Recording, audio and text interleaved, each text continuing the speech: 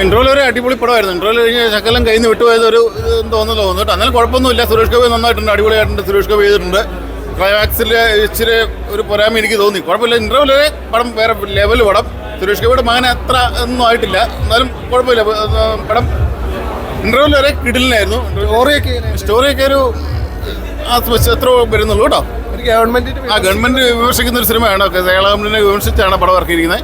കുഴപ്പമില്ല, അത് one time watch കേട്ടോ, കുഴപ്പമില്ല. എന്നാലും കുറച്ചും കൂടി അനാവശ്യമായ പൊളിറ്റിക്സ് ഇടയ്ക്കിടയ്ക്ക് കയറി വരുന്നുണ്ട് എന്നുള്ളത് മാത്രമേ ഉള്ളൂ. മറ്റുള്ള കുഴപ്പമൊന്നുമില്ല. ഇൻവെസ്റ്റിഗേഷനൊക്കെ അടിപൊളിയായിട്ട്.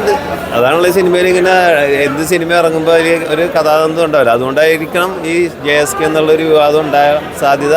അത് പേരിലാണ് എന്താണെന്നുള്ളത് നമ്മൾ ചിന്തിക്കണം. സിനിമയായിട്ട് ഇത് നല്ലൊരു സിനിമയാണ്. പിന്നെ ഇത് കണ്ടാണല്ലോ എല്ലാവരും. സിനിമ കാണുമ്പോൾ അറിയാൻ പറ്റും അതിനെക്കുറിച്ചുള്ള കാര്യം. ആയാലും സിനിമ ഒന്ന് കണ്ട് തീരുമാനിക്കട്ടെ പ്രേക്ഷകർ. JSK കൊള്ളാം. ഒരു അതിജീവിത ടൈപ്പ് മൂവിയായിട്ടാണ് വന്നേക്കണത്.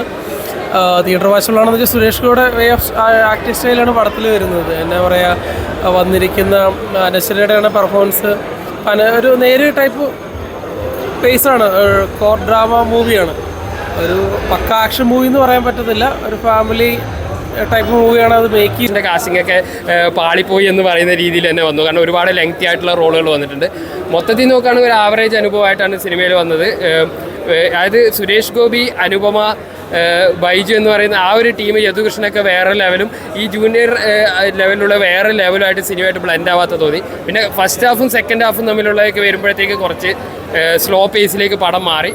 മൊത്തത്തിൽ നോക്കിയ ഒരു വാച്ചബിളായിട്ടുള്ള ഒരു അനുഭവമാണ്. നല്ല കാലിക പ്രസക്തമായ സബ്ജക്റ്റൊക്കെ സംസാരിക്കുന്നുണ്ട്. പിന്നെ ജാനകി എന്നുള്ള പേര് ഇടയ്ക്ക് മ്യൂട്ട് ചെയ്യുന്നുണ്ട്, ഇടയ്ക്ക് മ്യൂട്ട് ചെയ്യുന്നില്ല. ഈ സംഭവങ്ങളൊക്കെ കോടതിയിലുള്ള മാസ് സീൻസൊക്കെ ഉണ്ട്. പിന്നെ അത്യാവശ്യം നൈസ് ഡയലോഗ്സ് ഉണ്ട്. SJക്ക് വേണ്ടിയാണ് പടം കാണുന്നത്. നല്ല ടീമുണ്ടായിരുന്നു. ഓവറോൾ എനിക്കൊരു ആവറേജ് മൂവിയുടെ ഫീൽ ചെയ്തു. ജസ്റ്റ് കണ്ടിരിക്കാൻ പറ്റുന്ന ഒരു മൂവി. നമ്മൾ പണ്ട് പോലെ കാണുന്ന ആ ഒരു ഓറ അത് പുള്ളിക്ക് ഇപ്പോഴും മെയിൻറ്റെയിൻ ഉണ്ട്. ലൈക്ക് നമുക്കത് ഇപ്പോൾ സ്ക്രീനിൽ കാണുമ്പോൾ മാസ് ഫീൽ കിട്ടുന്നു. എല്ലാവരും തിരിച്ചുവരവ് ചിത്രം ഗംഭീരമാക്കിയിട്ടുണ്ട്. അതേപോലെ തന്നെ അനുപമയായാലും ശ്രുതി രാമേന്ദ്രനായാലും എല്ലാം അഭിനയിച്ചിരിക്കുന്ന എല്ലാവരും, നമ്മുടെ ആസിഫ് അലി അനിയൻ അദ്ദേഹം നല്ലൊരു ക്യാരക്ടറായിട്ടുണ്ട്. എല്ലാവരും നല്ല രീതിയിൽ തന്നെ ചെയ്തിട്ടുണ്ട്. നല്ലൊരു ചിത്രം.